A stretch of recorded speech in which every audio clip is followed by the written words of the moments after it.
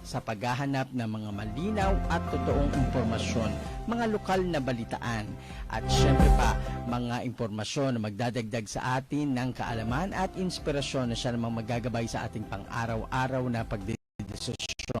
Ako po ang inyong lingkod, Ferds Quario. Ayan, at syempre pa ngayon ay araw ng Martes, December 5, 2023. Nako, grabe, ang bilis ng araw.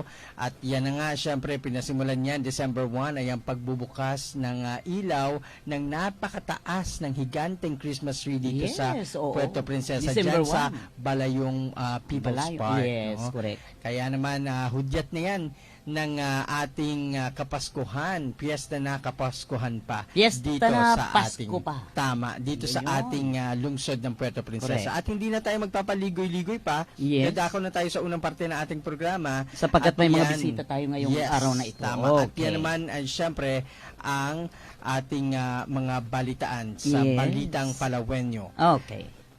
Sa pinagsamang lakas ng DZIP Radyo Palawenyo 864, Palawan Community Radio 104.6 FM mula sa bayan ng Linapakan at worldwide Facebook live streaming at ng buong puwersa ng mga mapagkakatiwalaang Palawenyo field reporters and volunteers, sumasa inyo ang Balitang Palawenyo.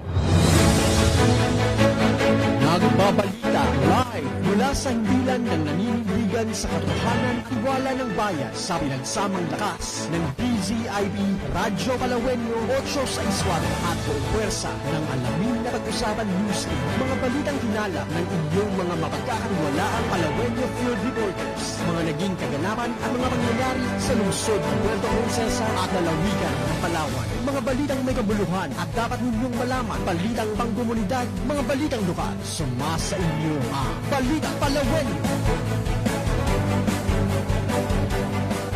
At ngayon nga ay araw ng Martes, December 5, 2023. Kami ang inyong mga tagapagbalita, Ferds Quario. At Vicky Ublan. Narito ang ulo ng mga balita para sa araw na ito. Sa bayan ng Rojas, Palawan, isang negosyante arestado matapos makuna ng iba't ibang kalibre ng baril. At sa Nara, Palawan, isang construction worker na may kasong frustrated murder, arestado.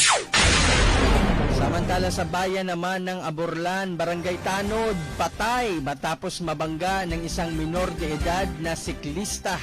At para sa Baritang Kuyo noon, lalaking may kasong murder, adakop sa bayan ang Quezon, Palawan. At para naman sa balitang Agutaynin, intramural meet o pakayam, tang San Miguel National High School sa bayan ng Linapakan, nag-impisara. At ilang kumpanya ng langis nagpatupad ng price adjustment, presyo ng petroleum ating alamin. At Love for All program, ang medical mission na initiative ni First Lady Liza Araneta Marcos, isinagawa sa lalawigan ng Palawan. At syempre pa, negosyante, nakuna ng... At para sa detalye ng ating mga balita, Okay. nagmamadali ang ating kasamang Vicky. Para may pupuntahan. Oo, para may pupuntahan. Ito na nga, puntahon natin ang detalye ng ulo ng ating mga balita. Ito, negosyante nakunan ng iba't ibang kalibre ng baril, arestado. Arestado ng kapulisan ng isang lalaki matapos na makunan ng iba't ibang kalibre ng baril sa barangay Tumarbong, Rojas, Palawan. Bandang alas 8 ng umaga, ikatatlo ng Disyembre. Ito ay nangyari nung linggo lamang. Ang suspect ay si Al Klein Lim Lashk alias Al Lacandazo. Ang hirap binggatin ang kanyang pangalan. 40 anyos na target ng search warrant na inihain ng mga kawani ng Rojas PNP at 2nd PPM-FC. Nakuha sa bahay ni Lacandazo ang 3 improvised homemade shotgun at isang kalibre 22. Ayon sa suspect, ginagamit niya sa pangangaso ang kalibre 22, ngunit itinanggi niya naman na kanya ang 3 shotgun. Samantala, ang operasyon ay kinisa ng pulisya matapos ireklamo ang suspect dahil sa kanyang mga armas na walang kaukulang dokumento. Okay. At sa iba pang mga balita? Headline news.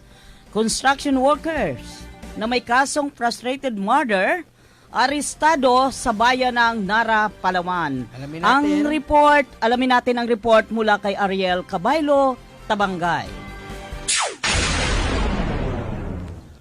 Dinakip ng mga otoridad ang lalaki na isang construction worker at may kasong prostitute mother sa Quirino Extension, Barangay Poblacion, Nara, Palawan, umaga ng December 3, 2023. Kinilala ang suspik na si Dominador Vergara Castulo, 21 anyos, binata at residente ng nasabing lugar. Hinuli ang suspik sa bisa ng warrant of arrest na inisyo ni Judge Paz Soledad B. Rodriguez Cayetano ng Port Judicial Region Branch 49, Puerto Princesa City, Palawan. Mula dito sa labas ng Himpilan, Ariel Cabaylo, Tabangay, Radyo Palawinyo. At sa ibang balita tayo, sa Aburlan, Palawan naman, isang 53 years old na barangay tanod patay matapos mabangga ng minor na de edad na siklista sa karera ng 2020. Alamin natin ang detalye ng balitang yan mula kay Eldin Escobin.